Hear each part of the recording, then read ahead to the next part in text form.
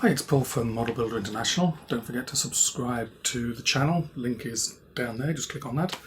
That way you get notified of future videos, the giveaways, the occasional builds when I get time, and the competitions. Today we're going to have a flick through a new book from Luftfahrtverlag-Start.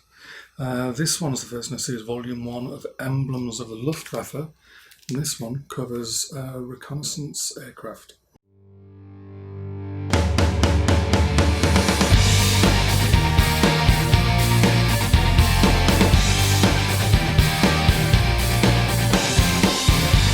Okay, so let's have a look inside the book. So the first thing I'll mention is there's a decal set with emblems from this book.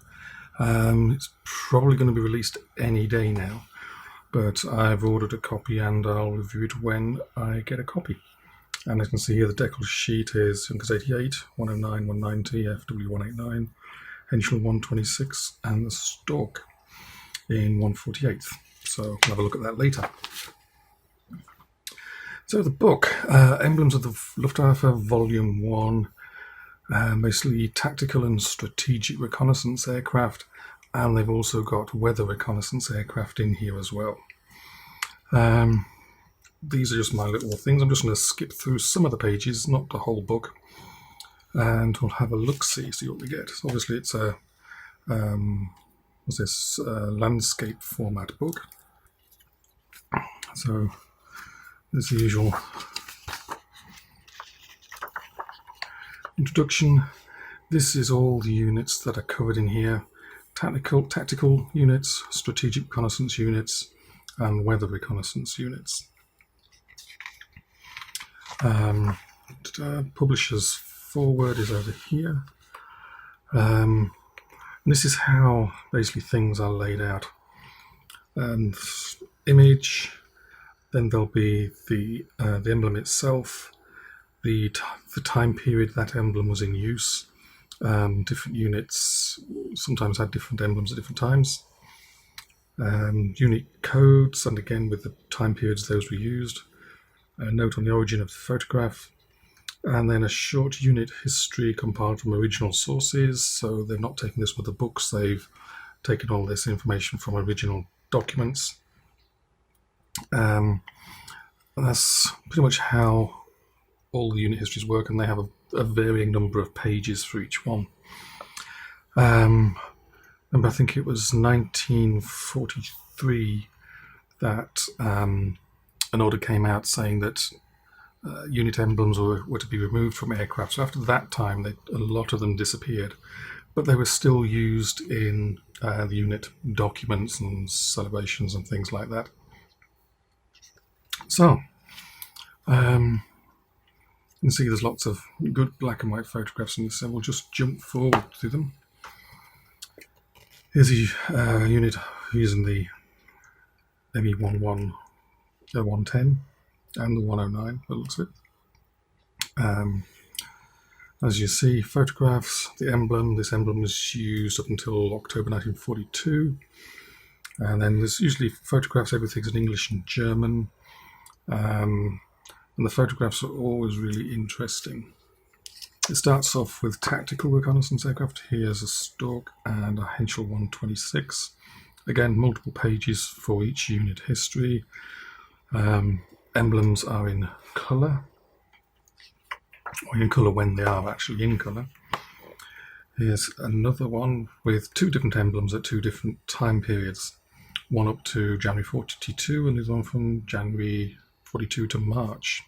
And they also give you documents as well, and vehicles and other aircraft.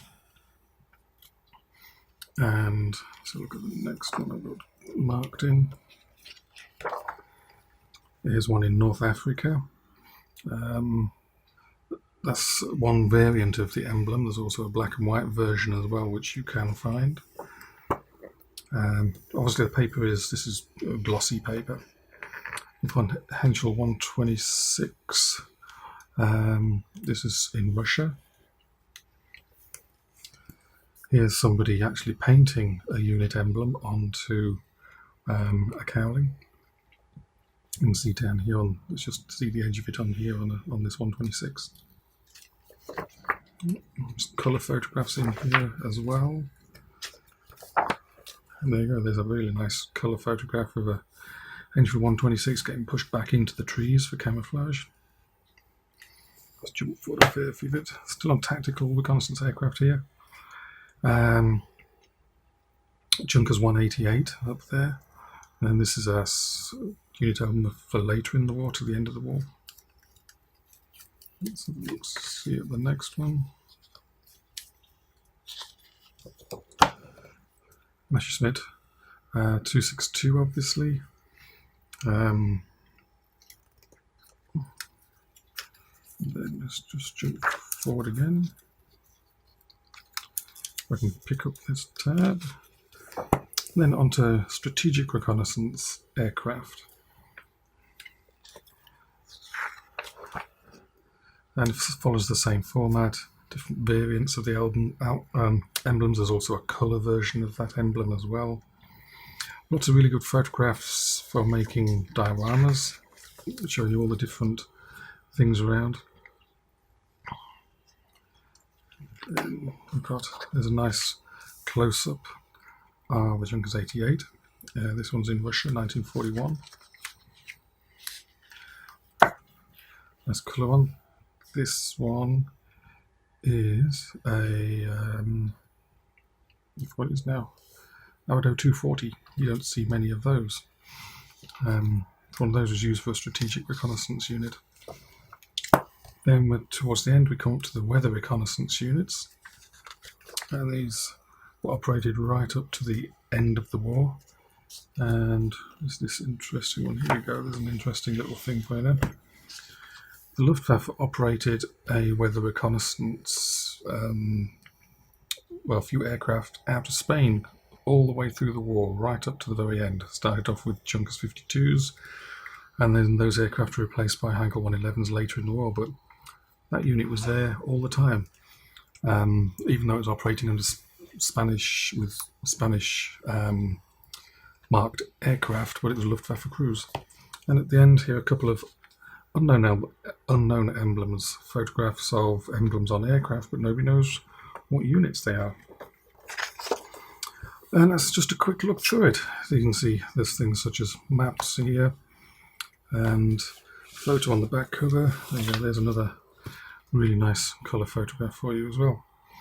So this is obviously going to be the sort of book this is going to be is one of those reference books that people refer to all the time.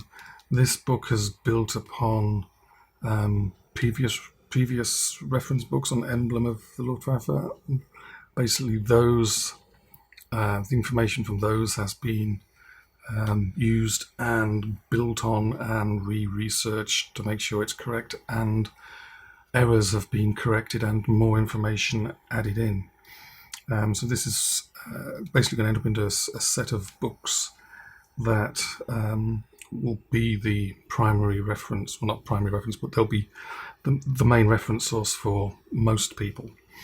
And it'll build into a really stunning set of books, going into a lot of detail, some pretty awesome photographs all the way through, lots of ideas for dioramas, lots of detail showing up the weathering, even such as the wear on that propeller blade there and on the nose. I think I show you this particular photograph in the book. So, really impressive book. The best place to buy this is from the publisher's website. I'll put the link underneath the video and also on the website. Mine arrived wrapped in cardboard. In fact, start off, it was wrapped in cling film, then wrapped in polystyrene and rolled up paper, and then finally wrapped in cardboard. So it arrived in absolutely perfect condition and really fast as well, less than a week. So that's about it. Hope you like the book, and if the Luftwaffe is your thing, this is a set of books you should be looking at.